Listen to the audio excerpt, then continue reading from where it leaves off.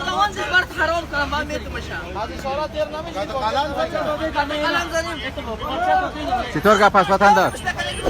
اینجا بیا چطور؟ همین ظلم میکنم وکیل چی میگه؟ صاحب چی میگه؟ از اون یه تیر نشه 600 روپیه چه مات پس 40 روپیه کار کردیم چی مشکل داره؟ همین 600 مشکل از عبور از اشاره است.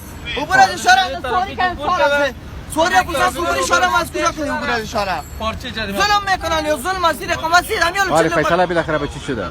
40 روپیه کار کردیم فیصله تصمیم به چی شده؟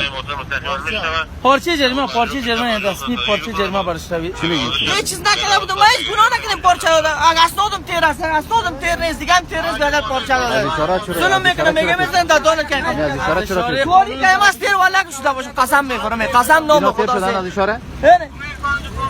سواری که از ها؟ یا بی بسان نمیشته میکنه ظلم میکنه حالا پارچهش نوشته شده به اون پارچه جریمه ما چه جریمه چرا اسنادم تیر است اسنادم اگه تیر است آورد کاشی خودش مستعار بازی میگه خیلی تاس میزنه که قفاق چی گناه کردیم از افغانستان گپ گوش کو حالا یک نفر گفت زدت نه همین قال مقالی دیگه نماز قانون برای تو به همین سه پارچه دولت است اگه بچه به خود میگیره که ما کاش چرا غیر قانونی برای جریمه اسنادم تیر است قانونی چرا جریمه مزار نبرد اسنادم تیر است دشمنی داریم که او داری دشمنی شخصی داری تو مرا میزنی او مرا میزنی بچه او دورم است